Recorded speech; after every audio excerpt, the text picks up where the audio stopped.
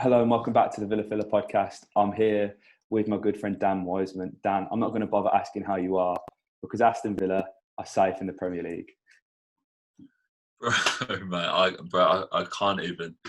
We're literally recording this the final was just gone 10 minutes ago. Yeah. I can't put words out, mate. We couldn't have done this at a worse time. I'm absolutely over the moon. I can't believe the way that it happened, the game. I mean, they were never going to make it easy for us. I knew that, but Jesus Christ. I never saw that last 10 minutes will live long in the memory, and I'm not sure whether it's for the right or wrong reasons, to be honest with you, mate. But no, bro, it's an unbelievable day, and one I gotta say, mate, I didn't see it coming a few weeks ago.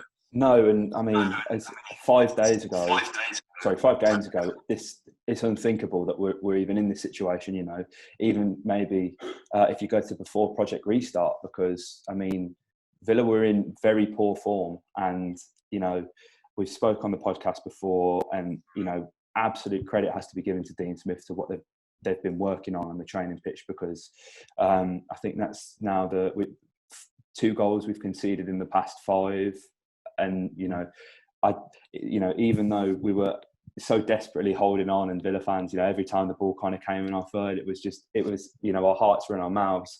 You really can rely on this Villa defence now, and it's really good to see, Dan. Yeah, man. When it was sort of playing on my mind before the game, we've never kept a clean sheet away from home this season, and so it was always on my mind, like, we're going to have to score.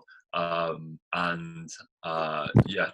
credit to the boys, because since we came back from the restart, there's been no errors leading to goals in the Villa side, and we'd made the most in the league before lockdown, and you know, we've played a good chunk of the season, obviously since coming back, and the way that we've tightened up and the way that we defend with more aggression and intensity and passion, and it's good to see, because we've sat deep all season.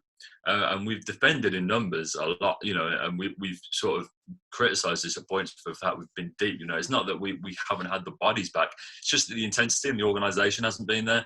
And I think during the lockdown period, Dean got his first chance, because you know, so many of the signings came in with literally a week and a half to go until that first game against Spurs. Yeah.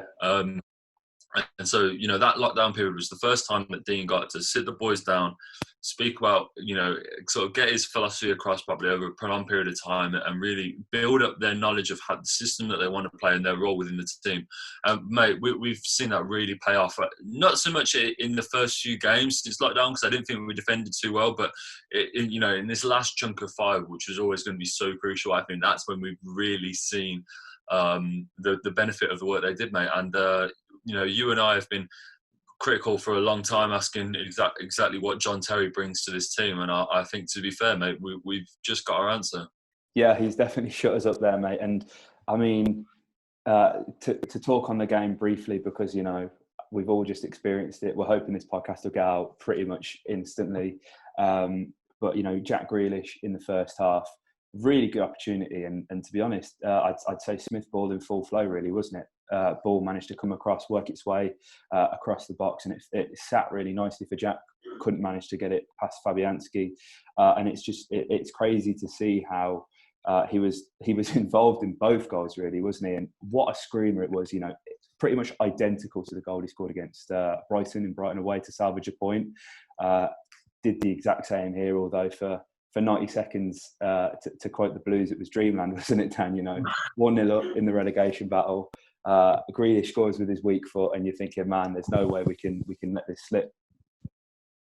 No, mate, absolutely. I was lambasting him, mate. Like when you know, that chance in the first half went straight down Fabianski's throat, I was seething, mate. Like, I couldn't believe it, because we worked it really nicely. The layoff from Connor is spot on. Like, it's the weight of the pass is perfect. It's a little flick with the inside of his foot. And it rolls so perfectly to Jack, and you're just begging him, little bit of height, little bit of loft, just bend it outside the post and back in around Fabianski. It was there for us all to see, and you know, it's been too many of that with Jack this season. You know, we had that chance at Everton away, Yeah. where he tried to take it early, tried to put it in the near post, he just scuffed it wide.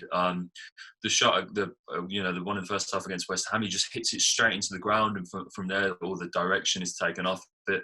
And so, when I saw him open his body up and pick out that left foot, which, as you said, has done damage at Brighton, we were all hoping for the best, because there's one player out on that pitch we wanted to score. It was him, and Fabianski's got to do better, man. But I don't care. It's a good hit, and I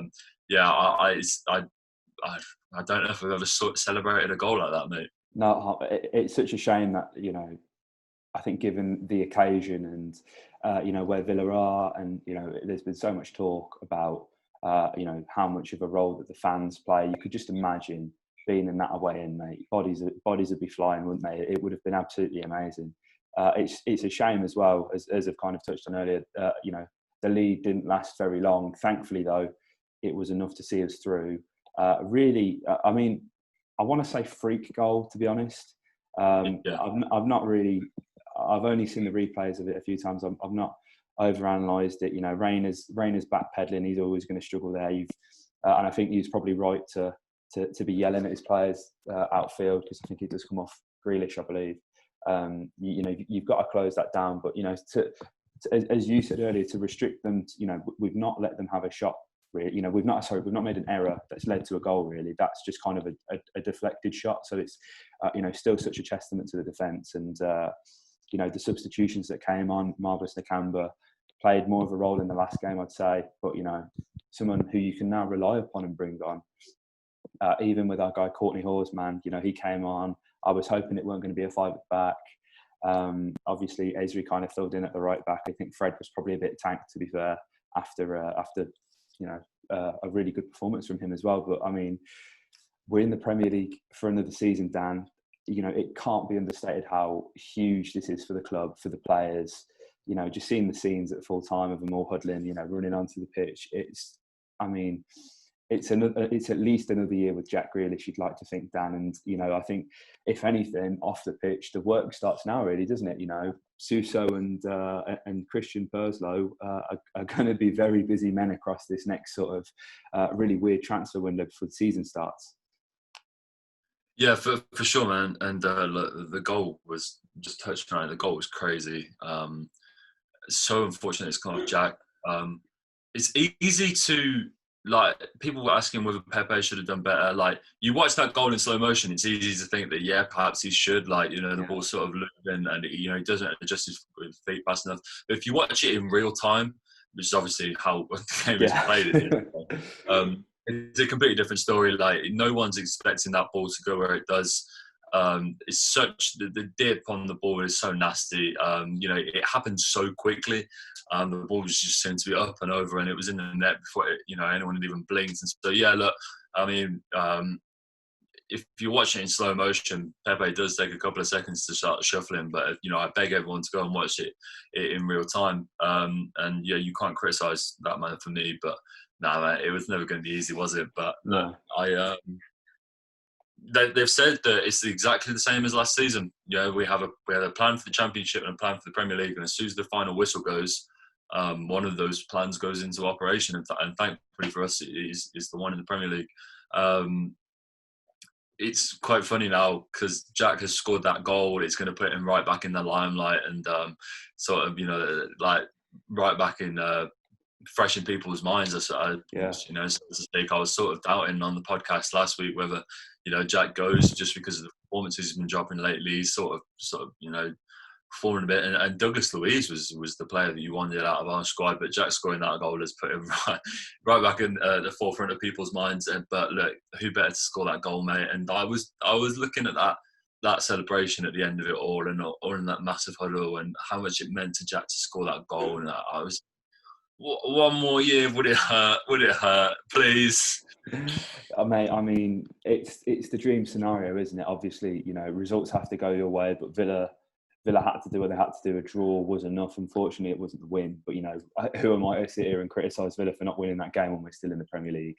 But it was a big game made for a big player, and as we kind of touched on earlier, with the first chance he missed, you don't usually get a second chance in games like this, do you, Dan? So for Jack to be able to right his wrongs and then, I mean, be involved in the next goal, but that doesn't matter. You know, for him to score on the final day, keep Villa up. I mean, it surely cemented his legacy at Villa, really, now, hasn't it, Dan? He's guided us to the Premier League. He's kept us in the Premier League, somewhat against all odds. And, you know, you've got big teams looking at him. So, you know, I think that realistically, we've just got to enjoy Jack Grealish again while we've still got him for another season. But, man, that man has done everything to keep us in the Premier League.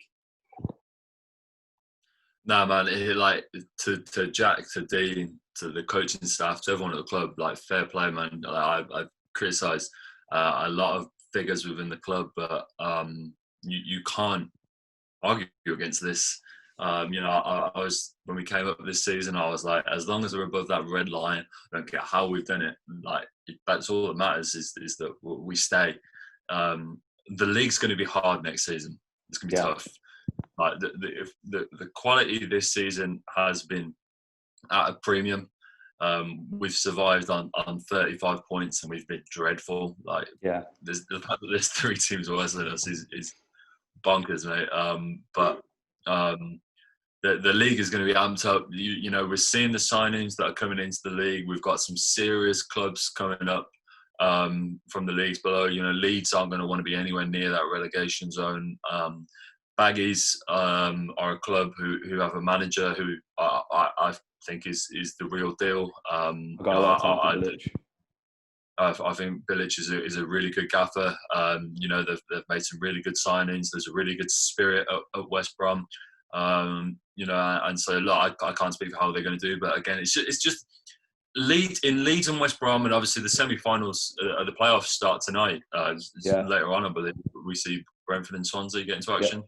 And so, you know, in the 2 teams that have come up, there's 2 really hard. Well, there's 4 extra games which are really hard. Leeds at home, Leeds away. So, you know, they're always, especially Bielsa's going to have a big pool. They're going to be a great side, and obviously Baggies home and away speaks for itself. So, you know, there's 12 points already that are going to be harder to come by than the likes of Norwich, Bournemouth, Watford. Chelsea, like, you know, there's another team that are going to be added to that title race. The quality in the league is going to be serious. You know, Ancelotti and Everton aren't going to want to hang around much more. So we've got to up our game as well. We've got to improve on the signings that we've made.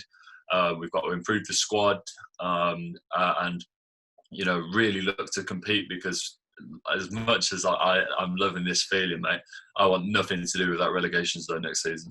Yeah, I mean, there's going to be a lot of work done, and I think, you know, you've kind of almost got the return on investment, really, haven't you? I know obviously there was a lot made of the signings that have been made, but they had to be made. 11 out, 12 in. You know, we've spent the best part of 130 million, which in the grand scheme of things, Dan, let's be honest, that's not a lot of money. I think you're going to see Villa spend big this year, especially with FFP easing up. And, you know, I think as well, you know, we're talking about potentially only having Grealish for another season. If, you know, Grealish is very much, you know, at the forefront of the negotiations here. He can go, listen, you can either put me around a team of all-stars or sell me to a team of all-stars. So, you know, I think we'll see the owners spend big and you know, hopefully keep on their promises that they've made, you know, on constantly investing in Villa. And you know, I think obviously that it's a squad game, Dan, and I think you've just got to look at the kind of players that West Ham were able to bring on. The fact that Manuel Lanzini's a bench player. Now, West Ham have been pretty poor all season, but, you know, you'd die to have a player like Lanzini on your bench, wouldn't you? So, you know, it's not necessarily about just going out and investing all this money on all these players, because, you know, we've got a core of a squad here. I think there's a few additions, and then you've got to look at the squad as well, really, to be honest. So it's going to be really interesting seeing all this business going on, especially with you know, throughout the Europa League and Champions League period that's obviously going to take place now as well throughout the start of August. Yeah, definitely, mate. Well, you know, there's got to be serious policies, serious strategy. You know, what we sort of, you know, if we're going to be spending money this season, you want to see 4, 5, 20 million pound signings instead of, like, you know, 7, 8, 10 million pound signings like we did last season. Like, we need to.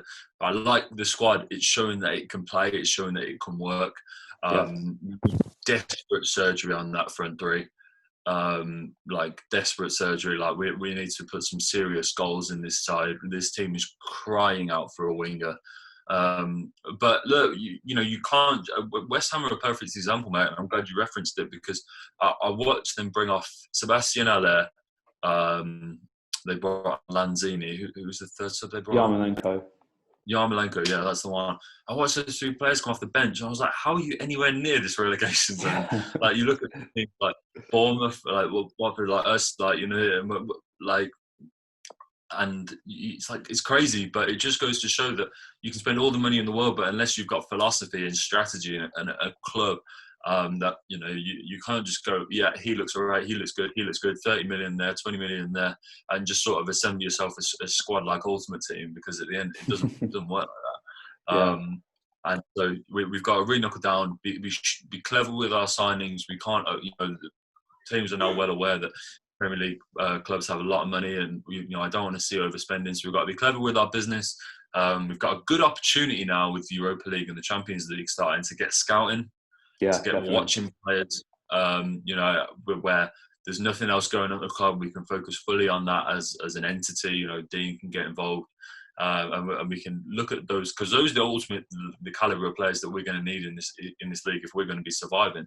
And so, yeah, it's not long, but 12th the league starts. So what? Just over, not even 2 months until the Premier League is back. So we haven't got a long time. And although the window is open till mid-October, we're going to want most teams are going to want most of their players in the start of the season. So yeah, things have literally got to start now. But no, mate, it's unbelievable the feeling of this. And then we've got one more year in this league. I still can't get my head around it. I imagine you're the same, mate. I'm really excited for what's to come. If you want to get more excited, Dan, you can obviously watch the Championship game tonight and look at the possibility of Said Benrahma joining. There's been a lot more talk about that recently, and we're not in the know at all here. This is we're just going by what we read. So I'm sure all Villa fans will be watching that Swansea Brentford game tonight, and just hoping. And to be honest, Dan, I think that's probably a good note to end the podcast on. I think we just need to go and enjoy the rest of our nights now. As we're here. Another 38 games in the Premier League next season. And, I don't know what to say. You guys who are listening to the podcast will all just, you get what we're feeling. You guys know, you watched the game, you all saw it somehow, you kept up with the scores. I think as well, just on a final note, just like to thank you guys for the support that we've had on the podcast throughout the season. It's been really good. And, it's tough. Me and Dan are great friends, but it's really tough sitting here with Dan after Villa have been absolutely destroyed every week, and you've seen the life being sucked out of as the games go by. So thank you guys for sticking with us. Obviously we've stayed up, so hopefully you're going to see more content from me and Dan. Absolutely, we'll be linking up soon, and we'll be working on all kinds of content for you guys. So we really do appreciate the support. If you enjoyed the podcast, hit the like button, leave us a review on Spotify, Apple Podcasts, whatever you listen on, and subscribe for more content. Any final words from yourself, Dan? No, I just want to echo that, man. Like, yeah, you guys have been absolutely the reason we do this podcast, to be honest with you, mate, is just the occasional comment here and there, or the views go up or whatever. Like, I do this podcast just for a comment, on YouTube, a positive one at least. And yeah, so I just want to thank everyone for getting involved and supporting this. You and I love doing this, Dan. And yeah, giving me a place to come and vent this emotion is great. So yeah, massive shout out to you guys tuning in, and I'm sure we'll be busy, mate. Like I'm not really doing much. Uni doesn't get started for a little while, so we got some time on our hands. So yeah, hopefully we can keep this regular. I'm sure there's going to be a lot to talk about. Absolutely, man. That's a good note to end on. So thank you guys for listening, and up the Villa.